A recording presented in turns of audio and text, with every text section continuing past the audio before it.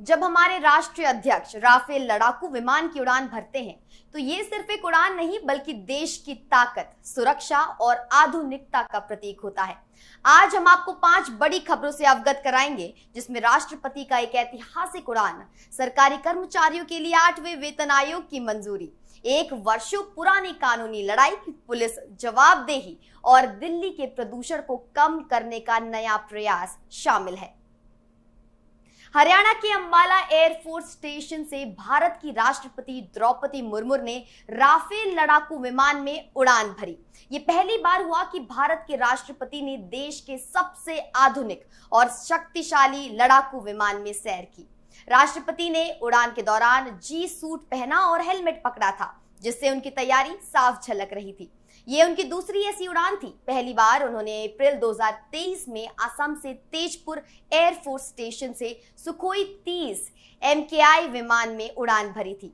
Rafale विमान France की Dassault aviation द्वारा निर्मित है, जिसे 2020 में भारतीय वायुसेना में शामिल किया गया था। ये विमान बेहद उन्नत हथियारों, प्रणालियों और सेंसर से लैस है। बढ़ते हैं हमारी अगली खबर की ओर। केंद्रीय कैबिनेट ने 8वें वेतन आयोग के गठन को मंजूरी दे दी है, जो केंद्रीय कर्मचारियों और पेंशन भोगियों के लिए बड़ी राहत होगी। इस आयोग की अध्यक्षता पूर्व सुप्रीम कोर्ट न्यायाधीश रंजना प्रकाश देसाई करेंगी। आयोग को अपनी रिपोर्ट 18 महीनों के भीतर प्रस्तुत करनी होगी, जिसे 1 जनवरी 2026 से लागू किए जाने की संभावना है। आशा की जा रही है कि इस वेतन आयोग की सिफारिशों से कर्मचारियों की तनख्वाह और पेंशन में बेहतर बढ़ोतरी होगी। ये पहला वेतन आयोग है जो पैकेज की समीक्षा 10 साल बाद करेगा। बढ़ते हैं हमारी अगली खबर की ओर। किसान आंदोलन की समर्थक 82 वर्षीय महेंद्र कौर पिछले लगभग 5 साल से कंगना रनौत के खिलाफ कानूनी लड़ाई लड़ रही हैं। असल में 2020-21 के किसान आंदोलन के दौरान कंगना रनौत ने एक ट्वीट पोस्ट किया था, जिसमें उन्होंने महेंद्र कौर का फोटो साझा किया था। कंगना ने ट्वीट में कहा था कि महेंद्र कौर को शाहीन बाग के प्रदर्शनों से जोड़ा जा रहा है, जबकि वो वास्तव में किसान आंदोलन से जुड़ी थी। कंगना ने टिप्पणी में कहा था कि ये महिलाएं 100 रुपए के लिए प्रदर्शनों में भाग ले रही थी। उन्होंने ये भी कहा था कि वो टाइम मैगजीन में फीचर्ड दादी हैं, जबकि महेंद्र कौर ने स्पष्ट किया कि वो बिल्कुल अलग व्यक्ति हैं। बठिंडा कोर्ट ने कंगना को बेल दे दी है। कंगना ने अदालत में कहा है कि ये सब एक गलतफहमी थी और उन्होंने केवल एक मीम रीट्वीट किया था।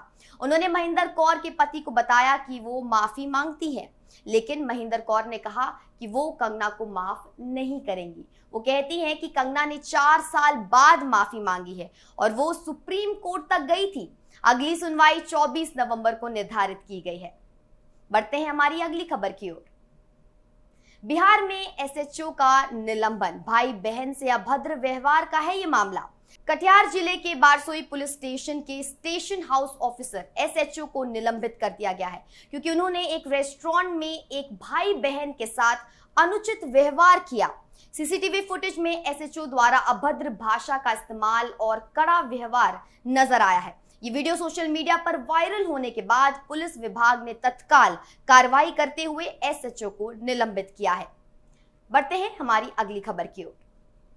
दिल्ली की बढ़ती प्रदूषण समस्या को कम करने के लिए भारत सरकार ने एक अत्याधुनिक तकनीक अपनाई है, जिसे क्लाउड सीडिंग कहते हैं। ये एक कृत्रिम बारिश की तकनीक है जिससे प्रदूषण को हवा से निकालने में मदद मिलती है। IIT कानपुर के निदेशक मनिंद्र अग्रवाल ने बताया कि मंगलवार यानी कि 28 अक्टूबर को दिल्ली में हुई क्लाउड सीडिंग की प्रक्रिया पर 60 लाख रुपए का खर्च आया है। ये प्रति वर्ग किलोमीटर 20,000 रुपए बैठता है।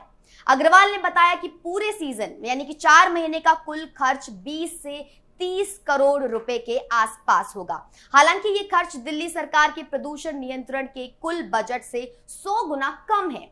निदेशक ने बताया कि पहले दिन की प्रक्रिया से मूल्यवान डेटा प्राप्त हुआ है। बादलों में कम नमी के बावजूद पीएम यानी कि प्रदूषण कण का स्तर 10% तक नीचे आ गया।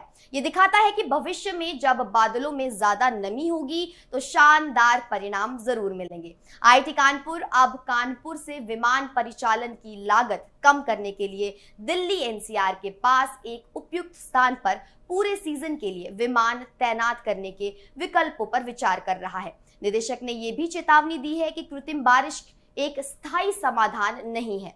उन्हें उम्मीद है कि दिल्ली एनसीआर में प्रदूषण के मूल स्रोतों पर काम किया जाएगा, जैसे कि विनिर्माण, परिवहन और पराली जलाना।